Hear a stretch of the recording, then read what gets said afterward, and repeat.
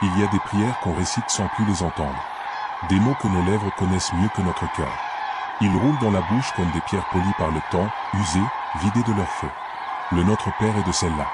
Combien de fois l'avons-nous prononcé sans écouter le silence entre les mots? Combien de fois avons-nous levé les yeux vers un ciel que nous croyions lointain, sans comprendre que ce ciel n'a jamais été au-dessus de nos têtes, mais au-dedans de nous? Dans les monastères anciens, on disait que le Notre Père n'était pas une prière ordinaire. C'était un passage. Une initiation au souffle divin. Chaque phrase, chaque vibration de ce texte original en araméen ouvrait un seuil dans la conscience humaine. Mais les siècles ont aplani ces montagnes spirituelles pour en faire une simple formule liturgique. Et le mystère s'est tu, comme un chant brisé par la répétition. Les anciens manuscrits, retrouvés dans les grottes de Syrie et les archives du désert d'Égypte, murmurent une autre histoire. Là, le Notre Père n'est pas adressé à un Dieu distant, mais à une présence diffuse, un souffle de vie qui traverse les mondes visibles et invisibles. Dans la langue de Jésus, Abouin de Boishmaya ne signifiait pas seulement « Père qui es aux cieux », mais « souffle vivant, toi qui es partout ». Ce Abouin, disent les philologues, contenait à la fois le masculin et le féminin, la force et la douceur, la création et la compassion. C'était l'union. Le nom secret. Jésus, en prononçant ces mots, n'enseignait pas la dévotion, mais la respiration. Il montrait comment se souvenir du divin à travers le souffle, cet acte oublié, simple, premier. Le souffle, c'est Dieu en mouvement dans l'homme. Benitez l'écrivait avec force. Si les hommes savaient écouter les mots du Maître, ils comprendraient qu'il ne parlait jamais au ciel, mais à la lumière qu'il porte en eux. Alors, quand nous disons notre Père, parlons-nous vraiment à lui? Ou parlons-nous à ce feu intérieur qui brûle depuis la nuit des temps? Les premiers disciples ne récitaient pas la prière, ils la vivaient. Ils la respiraient. Ils fermaient les yeux, inspiraient sur Abouin le souffle et expiraient sur Dwashmaya la totalité céleste. Ce rythme simple les plaçait dans un état d'unité avec le tout. Et chaque ligne du texte original guidait leur âme vers une vibration plus haute. Le Notre Père n'était pas une demande, mais une ascension. Mais peu à peu, ce savoir s'est effacé. Les traductions ont simplifié, les institutions ont codifié, et la prière s'est figée dans la pierre froide du rituel. Le souffle est devenu Père. Le mystère est devenu dogme. Et la clé qui ouvrait le royaume intérieur s'est perdue dans les couloirs du pouvoir religieux. Pourquoi? Peut-être parce qu'un Dieu qui habite le souffle de chaque homme ne peut être enfermé dans une église. Peut-être parce qu'une humanité qui respire avec Dieu n'a plus besoin de hiérarchie, ni de prêtres, ni de temple. Certains manuscrits anciens, rejetés par Rome, évoquent le Notre Père comme une communion universelle, au souffle, toi qui fais danser les galaxies et les cœurs, que ta lumière soit vécue à travers nous. Cette ligne, effacée des textes canoniques, révèle l'intention véritable du Maître. Il voulait que chaque être humain devienne un canal du divin, une flamme consciente de sa source. Il ne s'agissait pas de prier un trône céleste, mais d'allumer ce trône en soi. Si tu écoutes vraiment, tu entendras la vibration d'Abouin résonner dans ton propre souffle. Ce mot est un pont. Il relie ton inspiration à l'origine du monde. Il te rappelle que le souffle de Dieu est le tien, que ton cœur bat au rythme de l'univers. Et quand tu dis Notre Père, peut-être que le ciel tout entier se tait un instant pour écouter si tu te souviens. Benitez disait que cette prière n'était pas faite pour demander, mais pour se souvenir. Elle est l'écho d'un monde où l'homme et Dieu n'étaient pas séparés. Mais aujourd'hui, dans nos églises, ce souvenir dort sous des siècles de poussière. Le Notre Père est devenu un automatisme, un mantra que l'on récite avant de penser à autre chose. Pourtant, derrière chaque syllabe, brûle encore un feu ancien, celui du premier mot, du premier souffle, de la première conscience. Alors, lorsque tes lèvres murmurent ces mots sacrés, interroge-toi, à qui parles-tu vraiment? À un être lointain, suspendu dans un ciel de pierre? Ou à cette lumière silencieuse qui bat, fragile et éternelle, dans ta poitrine? Et si le Notre Père n'était pas un appel vers le haut, mais un rappel vers l'intérieur? Et si le royaume dont parlait Jésus n'attendait pas au-delà des nuages, mais derrière le rideau de ton propre souffle? Il existe des textes qui ne veulent pas être lus, mais entendus dans le silence. Des fragments que le temps a voulu effacer, mais qui survivent dans la mémoire de la pierre. Parmi eux, un manuscrit du diwan araméen, retrouvé dans une grotte du désert syrien, porte une version du Notre Père que peu d'hommes ont eu la chance de contempler. Les lettres sont gravées profondément, comme si celui qui les avait tracées craignait que le vent ou l'oubli les emporte. On y lit, au souffle englobant, qui engendre la vie dans toute lumière, sanctifie ton nom à travers nous. Ces mots ne demandent rien. Ils offrent. Jésus, dans cette vision apocryphe, n'enseigne pas à implorer mais à participer. Ce n'est plus l'homme tourné vers un ciel lointain, mais le divin respirant à travers l'homme. La prière devient un acte de co-création. Le Christ ne transmet pas une religion, il éveille une responsabilité, être le canal du rêve de Dieu dans la matière. Benitez, dans ses carnets inédits, évoque un épisode troublant. En 1979, dans un petit monastère copte du nord de la Galilée, un vieil homme lui remit une tablette de pierre poussiéreuse. Elle provenait, disait-il, d'une chapelle abandonnée, construite sur les ruines d'une maison où Jésus aurait prié. Sur cette pierre, l'inscription, à demi effacée, semblait dater d'avant les traductions grecques. Le texte disait « Que ton souffle vienne, que ton dessein se réalise à travers nous, comme en toi, ainsi en nous ». Ce mot « dessein » change tout. L'Église l'a remplacé par volonté, y voyant la soumission de l'homme à Dieu. Mais dans l'araméen originel, Sébiana porte la nuance du rêve, du désir, de la vision créatrice. Jésus parlait du rêve divin, non d'un commandement céleste. Il ne disait pas « que ta volonté s'impose », mais « que ton rêve s'accomplisse en nous ». La nuance ouvre un monde. Dieu ne veut pas dominer l'homme, il veut s'accomplir à travers lui.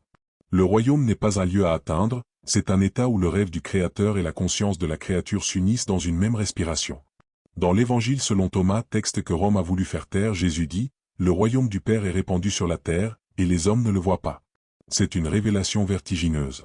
Le royaume n'est pas après la mort, il est ici, dans chaque atome, dans chaque souffle, dans chaque regard capable d'amour. Ceux qui prient en cherchant le ciel le manquent, car le royaume s'exhale à chaque respiration de vie. Puis vient la ligne suivante, « Donne-nous le pain de ce jour ». Traduit littéralement, en araméen ancien, l'akmatsum kanan signifie autre chose. Non pas le pain matériel, mais le pain de l'être.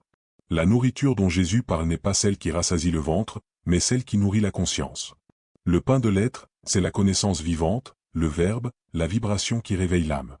Il invitait ses disciples à se nourrir de lumière, pas de blé. Dans les premiers cercles de disciples, cette phrase était accompagnée d'un geste. Il portait la main à la poitrine, comme pour rappeler que le véritable pain est déjà là, dans le centre invisible de l'homme. Quand Jésus disait « L'homme ne vivra pas de pain seulement, mais de toute parole sortant de la bouche de Dieu », il parlait de ce même mystère. Ainsi, mot après mot, le Notre Père devient un itinéraire d'éveil. Souffle, nom, dessein, pain, pardon, libération, 6 portes, 6 degrés de lumière, 6 transformations intérieures. Ce n'est pas une prière à dire, mais un chemin à parcourir. Chacune de ces étapes correspond à une vibration de l'âme qui se souvient de son origine. Le souffle te rappelle que Dieu vit en toi. Le nom t'enseigne la résonance du divin dans chaque chose. Le dessein te relie au rêve cosmique du Créateur. Le pain de l'être t'invite à te nourrir de la parole vivante. Le pardon te libère du poids de l'oubli. Et la libération te fait renaître dans la conscience unie.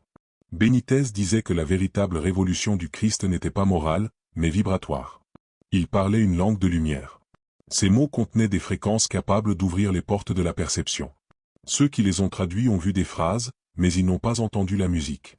Aujourd'hui encore, ces sons survivent dans les fragments apocryphes, dans les marges des manuscrits que les conciles ont bannis. Ils sont comme des braises sous la cendre, il suffit d'un souffle pour qu'ils se rallument. Et si, dans ce texte ancien, se cachait le mode d'emploi du royaume? Et si chaque ligne du Notre Père n'était pas une supplication, mais une activation?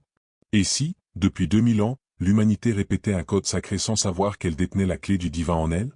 La prière, alors, ne serait plus un appel vers Dieu, mais la preuve que Dieu nous traverse déjà. Et le vrai miracle ne serait pas que le ciel nous entende, mais que nous apprenions, enfin, à entendre le ciel respirer à travers nous. Le monde ancien parlait par image. Le ciel, la mer, le pain, la lumière, rien n'était littéral. Dans chaque mot, dans chaque souffle, dormait une vérité invisible, un code réservé à ceux qui savaient écouter au-delà des sons. Jésus ne transmettait pas des doctrines, mais des vibrations. Ses paroles, prononcées dans l'araméen du cœur, étaient des ondes vivantes capables d'ouvrir des portes intérieures. Abouan. Un seul mot, mais un univers entier s'y cache. Il ne signifie pas seulement Père. Il désigne la source qui respire à travers toutes les formes, la matrice silencieuse où tout commence. C'est le souffle qui engendre la création et la maintient dans l'être. Quand Jésus prononçait Abouan, ce n'était pas un appel vers un ciel lointain, c'était une reconnexion avec le battement premier de l'univers. Benitez voyait dans cette prière un chemin de retour, une carte intérieure menant du chaos à la lumière. Chaque phrase du Notre Père est une marche vers la conscience.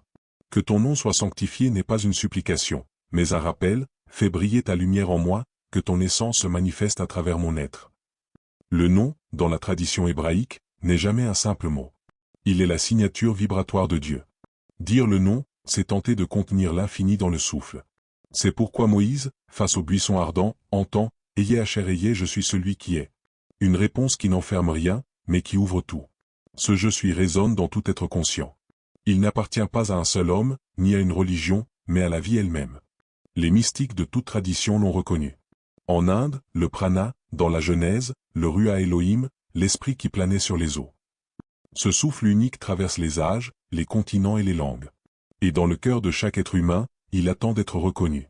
Ne nous laisse pas entrer dans la tentation. Cette phrase, souvent mal traduite, n'était pas un cri de peur, mais une prière de souvenir. Elle signifie, ne permet pas que nous nous égarions dans l'oubli de notre origine. Car la vraie tentation n'est pas le péché, mais la séparation. Le mal, disait Benitez, n'est pas une force obscure extérieure, mais une déviation du centre. Le mot mala vient de la racine latine dévier. Ainsi, le mal n'est autre que l'éloignement du souffle divin. Et délivre-nous du mal devient alors, ramène-nous à la source. Délivre-nous de la séparation. C'est un retour au souffle, à l'unité perdue. Quand cette prière est dite en pleine conscience, elle agit comme une fréquence qui réaligne, un courant invisible qui reconnecte l'âme à son origine céleste. Chaque mot devient alors un portail. Notre unit les consciences, dissout l'illusion de la division. Père relie l'humain à l'infini. Et pourtant, c'est le silence entre ces deux mots qui détient le secret.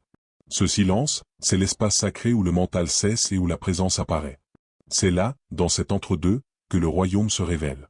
Peut-être que le véritable Notre Père n'est pas une prière à réciter, mais un état à incarner. Une fréquence d'amour, de gratitude, de souvenance.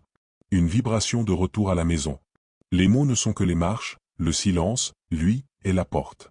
Les sages disent que lorsque l'homme prie en vérité, ce n'est pas lui qui parle à Dieu, mais Dieu qui parle en lui. Chaque respiration devient alors une communion. Le souffle entre, le souffle sort, et dans cet aller-retour infini se rejoue le mystère de la création. Abwan.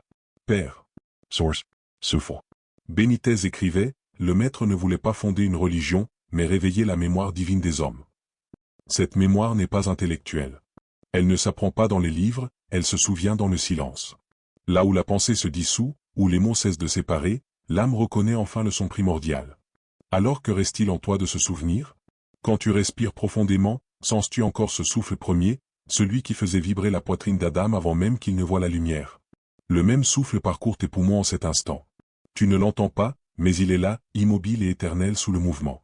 Peut-être que la prière n'a jamais été un acte religieux, mais une manière d'écouter. Et si la langue des symboles n'était pas un code ancien, mais la mémoire de ce lien oublié? Si les mots du Christ étaient des clés pour ouvrir le cœur? Quand le nom se fait silence et que le silence devient souffle, l'homme et Dieu ne sont plus deux. Ils respirent ensemble. Un jour, les disciples demandèrent à Jésus, « Apprends-nous à prier. » Et il répondit non pas avec des dogmes, mais avec un souffle. Il inspira, puis dit, « Abouin de Boishmaya. » Chaque syllabe vibrait comme un battement d'ailes. Ce n'était pas une prière à réciter, mais une initiation à la respiration sacrée. Les mystiques affirment que chaque ligne correspond à un centre du corps, du souffle au ciel, du ciel à la terre, de la terre au cœur. Lorsque tu dis Notre Père, tu actives la mémoire du souffle. Lorsque tu dis qui es aux cieux, tu rappelles que ces cieux sont en toi. Lorsque tu dis que ton nom soit sanctifié, tu permets à la lumière de ton âme de rayonner. Et quand tu dis que ton règne vienne, tu invites la conscience divine à gouverner ton monde intérieur. Alors la prière cesse d'être des mots, elle devient mouvement, respiration, lumière. Benitez disait, le Notre Père n'est pas un texte pour les lèvres, mais pour le sang. Il coule dans celui qui s'éveille. Peut-être est-ce cela, la révélation oubliée, Dieu ne demande pas d'être prié. Il demande à être respiré.